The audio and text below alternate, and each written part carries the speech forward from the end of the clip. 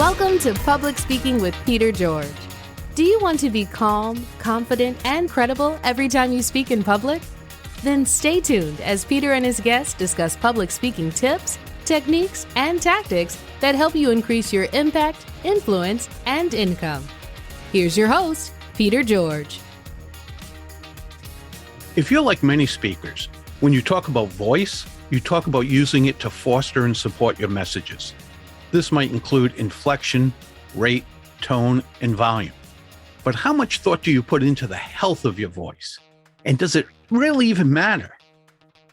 Listen in as my guest, Judy Rodman, sheds some light on how, if you don't take care of it, speaking can actually harm your voice. But don't worry, because she also has a load of tips on how you can keep your voice healthy and strong. Judy is an award-winning vocal coach, recording artist, performer, speaker, author, songwriter, studio producer, and blogger, podcaster. She specializes in training the professional singing and speaking voice.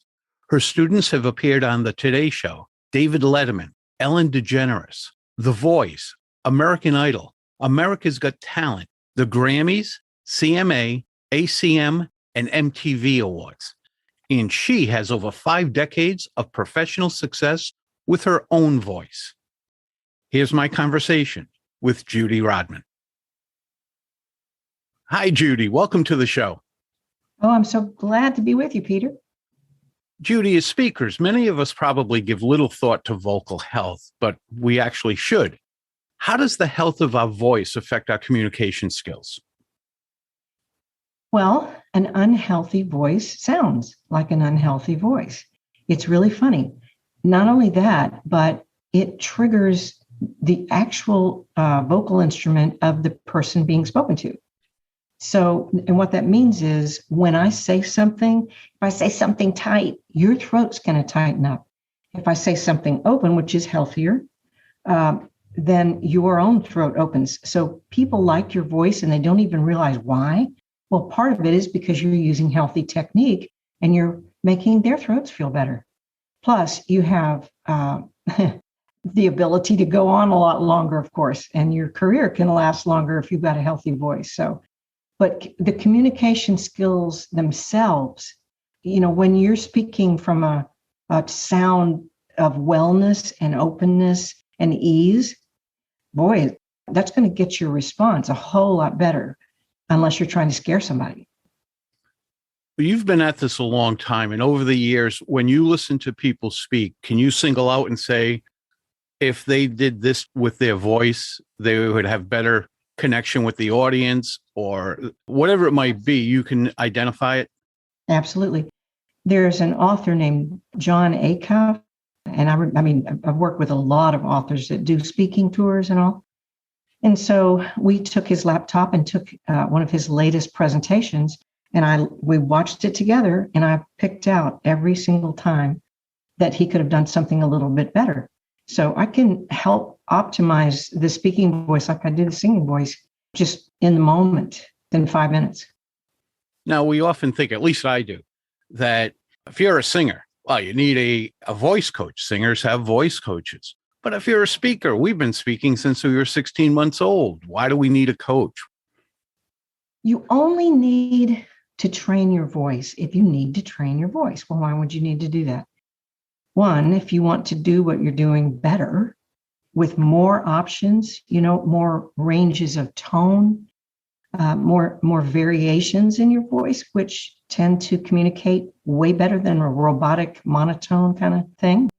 Maybe you sound still like a child, or you sound thin and you don't even realize the cave that you have, the resonance cave that you have. Vocal training can help explore that and introduce you to your own resonance. And another reason is if you're a really busy speaker, you're successful, oh my gosh, your very success can create vocal abuse for your instrument. So you want to train your voice to use a healthy technique on purpose, because the truth is, if you use unhealthy technique for just a few minutes, that's fine. But if you do it over a presentation that's, after another presentation, and you've got a busy speaking schedule, of any kind, even teaching or being a news reporter or being an author, speaker, author, anything that you're doing, if you're using your voice for a long time, you really need to know how to open your throat and power it correctly. And even people that know, when they get tired or they get sick, sometimes they run into trouble because they start trying too hard then. So like I say, you only need a vocal coach or some vocal lessons when and if you want to get better or speak with more authority than you usually do, or more healthy so that you can last longer. Okay, so that means all of us should have it. Here's the thing. If your voice feels great and you are able to reach your audience and you don't have any problem with that, then no, it's just like, do you need more? Do you want more ability? And so the truth is, you don't have to have weekly lessons. Like even one lesson with a good coach that's intuitive can help you change something that you're naturally doing all the time. So yes and no. I mean, anyone that wants to get better or has any vocal issue should take a lesson, and it shouldn't take long to make a difference.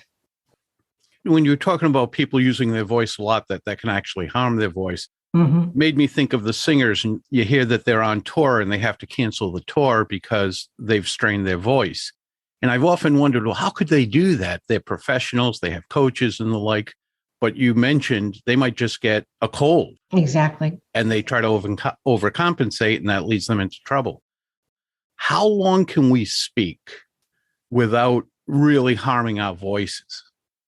Most people do not know this, but the truth is, if you use good technique, you can speak as long as you can stay awake and not damage your voice. Think of it this way, like a great guitar player or drummer, instrumentalist, they don't bang the piano or the guitar, the instrument. What they do is they put just enough pressure on the instrument, on the strings or the hammers in the piano, just enough to set up a resonance, right? It doesn't harm the instrument at all. In fact, the vibrations that come from working the instrument like that actually improve the instrument. Like you want to play an old piano or an old guitar. When you're speaking, when you're older, if you're healthy, you've got a more resonant voice. But you're just setting up vibration. You're almost asking the instrument to sing. So that's what we need to do with our vocal cords. We need to apply just enough air pressure through them and open up the cave so that we have access to all the resonance we need to deliver our messages and get a response that we want. And then the throat feels nothing. So yes, as long as you can stay awake, you should be able to sing or speak. But you shouldn't speak past your physical ability to support. And the reason is that you will then press and try too hard, and you'll let too much air get to your instrument, and then the cycle's going to start going wrong. So what can our listeners do if they want to save their voice from being fatigued or straining their voices? Well, one tip is to learn to what I call pull instead of push for power. And a good way to sort of demonstrate that is to use a P, which is, the popping Ps is a common thing we have to edit out as podcasters. Well, if you push too much air, I won't pop it too hard for you, but you know what that feels like. Well, what if you almost act like you're inhaling that P instead of exhaling it? Puff, puff. Then you're not going to pop it as I just did. You're not going to pop the P. Well, I'm pulling my voice instead of pushing it. And that's the way I teach. I pull my instrument open. I pull my throat open, and my sinuses, the resonance cave, and I pull my rib cage open, which flattens out the diaphragm and gives you breath control. So how do you do that? Well, don't speak from your diaphragm. Instead, speak from your butt. Speak from your heels on stage when you're standing. Speak from your tailbone if you're sitting. And then your posture is going to be such that you'll be pulling better. The other thing, so that one is set yourself up physically, bring your mic, if you're sitting at a desk like we are, more towards you so you're not leaning forward on it. When you're on stage talking, go knees first instead of nose first when you're walking around. Again, that opens up your rib cage and moves your head back, which opens your throat up. And the second thing after setting yourself up like that is warm up. And you can warm up by doing tongue tanglers, red leather, yellow leather, red leather, yellow leather, and up in your head voice and make crazy sounds, a box of biscuits, a box of biscuits, and a biscuit mixer. Just kind of play around with tongue tanglers instead of doing them robotically. Then you'll be waking up your articulators, which is what pulls. And then you could do sirens back, again, like pulling, like Jamie Vendera calls it the inhalation sensation. But you might go, ooh, and you notice you don't have to be a singer or understand pitch, or, you could be tone deaf and still do this. Like that. And then you've opened up your cave, you've awakened your pelvic floor power, and all you have to do now is know who you're talking to and why they need what you're about to say. Those are great techniques. And the very first one, when you were talking about popping the P, no one can see it since this is audio, but you and I can see each other. And we have the very same microphone. SM7. Right. Same microphone. The difference is you're closer and don't have a pop filter. I'm a little further away and have a pop filter. So that shows the expertise you have and the expertise I might be lacking. That said, I hope we don't get into edit mode and find I'm popping peas. And that's a little bit because I do pop my peas. And even though I try not to, I do. So I'm going to take your technique and see if I can correct that. Let me give you one other really important thing to save your voice and increase your communication skills. Use your eyes when you speak. And, we don't do that, especially when we can't see someone sometimes, or when we're in thinking mode, we're not using our eyes. Well, if you raise your eyebrows, you'll notice your nose opens. That's giving you access to the ceiling of your cave.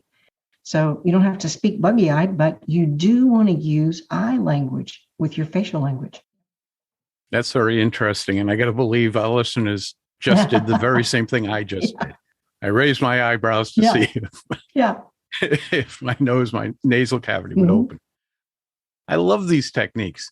What different techniques should people be using for different instances or different situations, such as speaking live on stage versus speaking recorded audio like a podcast or recorded video like YouTube, or even a one-to-one conversation? The thing you've got to do for all of these things is what a lot of your episodes are about, which is, I love your podcast, Peter. I've listened to several of the episodes and your experts are amazing. Thank you. And, we're supposed to be talking to one heart and trying to get a response from that heart, right? It's acting technique, but it's real. It's like you're having a conversation. Well, you can do that on the phone, but we usually don't. If we can't see the person, a lot of times our eyes aren't working, our mouth isn't working as well. But if we speak in any situation, and we just get first things first, which is, who am I talking to? Why would they want to know what I'm saying? And what would that look like on their face if they understood me? Well, number one, it's going to change your articulation. You're not going to be in thinking articulation. You're going to be in doing. And that's going to work on the phone, on a teleseminar, on a recorded course that you can't even see anybody at all. On stage, you want to act like the audience is one heart, right? You always speak to the one heart. And it's true in every situation. We just don't do it that way in every situation. Even when people are professors and teachers and ministers and people that talk to big groups, a lot of times their focus gets spread like a flashlight instead of a laser beam. So get back to the main thing, which is talk to the one heart and get a response back from them and use all of the body language, facial language, articulation, crispness, pacing, all the things that go into public speaking. Why are you doing that? To get a response, to get a specific response. So just remember that in every situation. One situation that typically people get wrong is when you're speaking into a camera, like a news reporter. I've worked with news reporters in Channel 4 here in Nashville. And a lot of times they're speaking into the camera and they're trying to be powerful and all that, but they miss something. They miss that they're not supposed to be speaking to the camera. They're supposed to be speaking to the person sitting at the kitchen counter watching the news.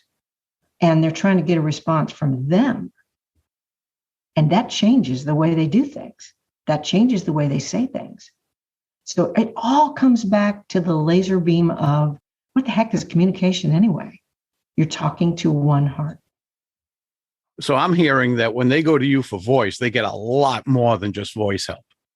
Oh, yeah. I came upon a 3-stranded cord when I started teaching because I'm not from academia, I'm from experience and about 50 years of it. And what I noticed is that everything that goes into good vocal performance, whether you're speaking or singing, I can poke into 3 catch-alls. One is breath. One is an open throat, that's got all kinds of access to resonance. And the third is actual communication skills. So I call it power of the breath, the path through the open throat, and performance, meaning communication skills. And that's synergistic. So you better believe if somebody comes to me as a singer or speaker, you're going to get a lesson in posture. And you're going to get a lesson in facial language. And you're going to get your TMJ to kind of relax a little bit. Like you had a glass of wine, So yes, the voice really wants everything from your little toe to the back top of your head. Your voice, these little diva chords right in the middle, or devo, however you want to think of them, they really need the rest of you to get in line. And it's very healthy, and it takes a heck of a lot of energy. And the desire to actually do it. Definitely. And clarity about what you are doing. Before we present, what can we do to prepare? I know you mentioned the tongue twisters. Is there anything else we can do to prepare? Yes, there are some really important ninja tips, as I call them, ninja tricks. One is don't do the meet and greet right before you go on stage. Get off to yourself. If somebody thinks that you're being kind of haughty, that's their problem, not yours. You get off by yourself for a few minutes to center yourself and occupy the whole venue in your mind, kind of psychically. You use your senses to expand your reach from the ceiling to the floor, the back wall to the back of the stage before you step on stage. So that intention, that is, when you step on stage, there's a stage presence that comes with that. And you're like a magnet and you haven't said a word, but it works. The other thing is prepare your voice with some fuel, as in water. Pineapple juice is the very best thing to add to the water that I've ever found, unless you're allergic to pineapple juice, because of the bromelain enzyme in it that soothes and hydrates the tissues of your pharynx. And definitely eat some protein of some sort, even if it's just like a protein smoothie, before you step on stage, because you need energy. No donuts, no Krispy Kremes before you go on stage. Wait till after. So none of the high carb stuff. No, you'll just get really fast and you'll speak really fast and then you'll crash halfway through. Well, see, like I said, there's more than just voice coaching here. There's everything behind it as well. Exactly. What about things, I heard this a long time ago, and I've been practicing it ever since, but avoiding cold water or cold soda or anything like that with ice in it, trying to avoid that to help your throat. Well, famously, there are people that go on stage with a rabbit's foot in their pocket or having chips and doing all kinds of things. And part of it's a mind trick. But some of these things are really old wives' tales. And the cold water is one of them. I have a friend who is a speech pathologist who has a book called Voice Care. Her name is Joanne Kasdan. And I made sure that I was right before I started giving this advice out. But the truth is, it doesn't matter if it's cold or warm water, just get it in there. If it does tighten your throat up, just notice for you that it does that. For me, if I don't have 1 cup of coffee, which is not vocally good for you, if I don't have 1 cup of coffee in the morning, my first lesson does not go as cognitively well. But I just add some water with that. I take a glass of water afterwards. So there's some things that are the same for everyone: protein, water, sleep, exercise, rest, all these things. But there are other things that are really conditional. And I would say, notice what brings up phlegm for you. Chocolate does that for me. Eggs do that for me. It might not for you, but notice and don't do those things before you go on stage. On my website, I have a 5-page report on vocal health that, again, I got confirmed by my friend, Ms. Kasdan, that's full of tips for vocal health that you might want to look at. I'll definitely look at that. It's funny when you're talking about that, I always wondered if it was helping me or not, avoiding the ice. My wife and I keep our water bottles separate. Hers are in the refrigerator and mine are not. And I sipped from not warm, but room temperature water. Mm-hmm. And that's been for about probably 25, 30 years now. And now if I drink something cold, it seems so foreign to me. And you don't want that. What I would say is anything that you're not sure about, try before you actually have a vocal performance and make sure that it works for you. 1/4 pineapple juice or less, just a little bit of pineapple juice in a glass of water. I think you might be surprised at how well that does you. I'm going to try that. I'm going to try it because I have always had a dry mouth, Mm-hmm. which doesn't help matter. So I'm always sipping water when I'm speaking. You've noticed it here. You have not had 1 sip of water, and I've probably had 10 or 12. Well, I had it before. I'll definitely try the pineapple juice because anything to help with that would be fantastic. So you mentioned that you have a 5-page report that people can get. Where could they find that? At judyrodman.com. Couldn't be any easier than that. That's where my hub is. judyrodman.com. Do you have one final tip for us? Embrace your voice and take care of it because you're going to be using it your whole life.